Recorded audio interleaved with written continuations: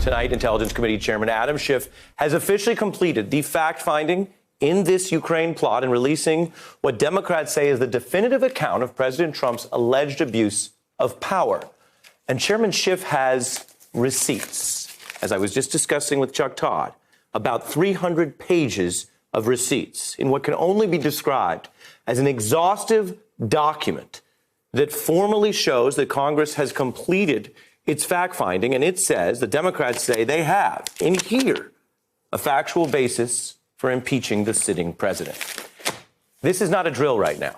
And this, I really, having spent some time with it, don't think this is another prop in the seemingly endless battles of this Trump era. This report, which the committee will formally vote on tonight, forms the evidentiary and constitutional blueprint for what Congress does next, decide whether to impeach. And if so, impeach for what? The details matter. And then, if that impeachment passes this Democratic House, the evidence will then operate a bit like an indictment of the sitting president to be presented at any potential trial of the president in the Senate. So here's how we are going to do this tonight. Right now, I'm going to walk through the key evidence on the Ukraine plot with you. Later, we're going to turn to other things in the report, like obstruction, other new evidence, and then later in the hour to some new revelations about the nature of this propaganda plot.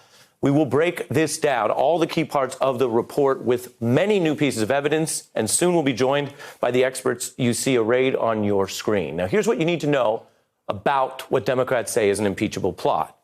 They've gathered the evidence from all of those witnesses you remember, and this report, they say, advances the case against Trump with a clear argument that Trump's abuse of power was not confined to one phone call with a foreign leader, that it was a multi-step conspiracy stretching over months. You can see all of it laid out right here in a section that the House Democrats say lays out Trump's misconduct. Step one, this is how it all started. It didn't start with shaking down the Ukrainian government. It started with ousting the Ukrainian ambassador, who might have been a kind of a good cop who would tell on them. Step two, you've heard a lot about this one. It's in the report. Put Giuliani in charge. Step three, freeze the military aid to Ukraine, which Democrats say was the key to get leverage for extorting Donald Trump's reelection help. And then steps 4 and 5, execute the plot by showing Ukraine the conditions for the money and the military help they needed. They desperately needed, according to those witnesses we heard from. This report documents, I can tell you, in more detail than we've ever seen in public, how Donald Trump's White House meeting and this critical military funding was explicitly going to be in exchange for these illicit political investigations targeting the Bidens, a point repeated in unison by Trump and his key aides, as the report shows, and which continued long after the infamous call.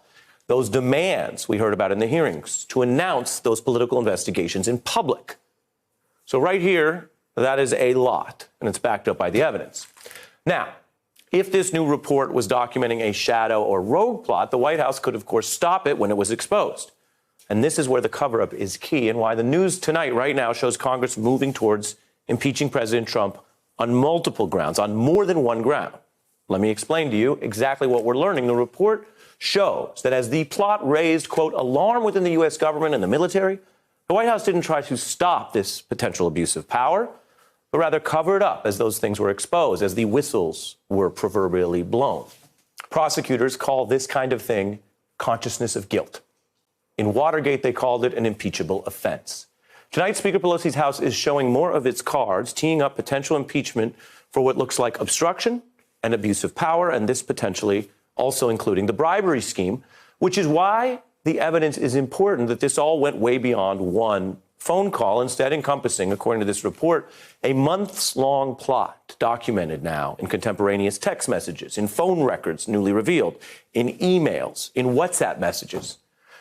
So right there, we've just been through a few things in a few minutes. If you take one thing from the whole Ukraine section of this new report, it could be this. Again, I'm going to lift it up because I've been working with it. This report's evidence basically has Democrats saying they don't even need the infamous phone call to prove that Donald Trump committed impeachable offenses. They now have, they say, more damning corroboration beyond that phone call. That's pretty interesting right there today. I mean, just let that sink in for a second. This is how investigations often work. Sometimes the worst thing at the start that seems like the whole smoking gun, it actually ends up paling in comparison to what's uncovered later as the subpoenas fly, as people start to sing. And late today, Chairman Schiff invoked some of this evidence to argue that is why all of this ultimately goes, in his view, beyond the Ukraine call and beyond Ukraine itself. This is not about Ukraine. This is about our democracy. This is about our national security. This is about whether the American people have a right to expect that the President of the United States is going to act in their interests, with their security in mind, and not for some illicit personal or political reason.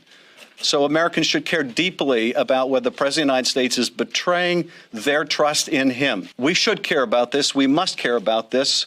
And if we don't care about this, we can darn well be assured the President will be back at it doing this all over again.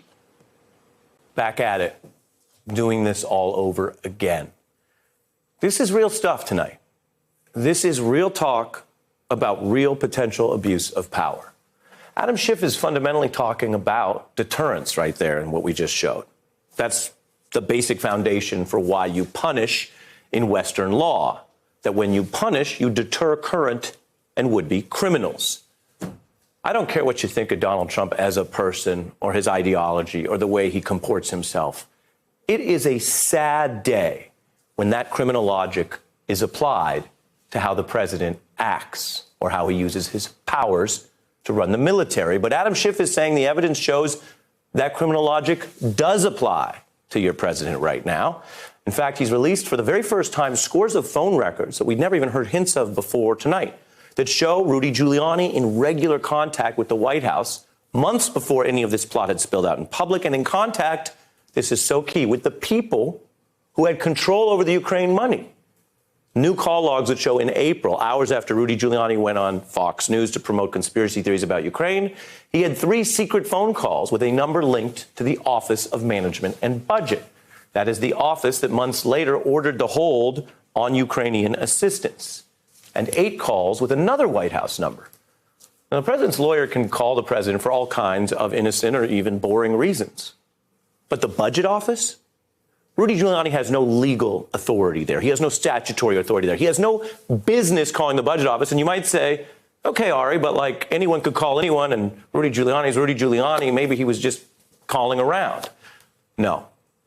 These receipts, these new records, these call logs show OMB, the Office of Management and Budget, also initiating calls with Giuliani and having them for several minutes, over 10 minutes, what look like substantive conversations, and those calls coming the same day he was peddling conspiracy theories about Ukraine on television, in his tweets, again in August, around the same couple of days while Trump aides wrote out their plot to take this money, to seize money, your taxpayer dollars, to extort Ukraine so there wouldn't be a fair and free election in 2020.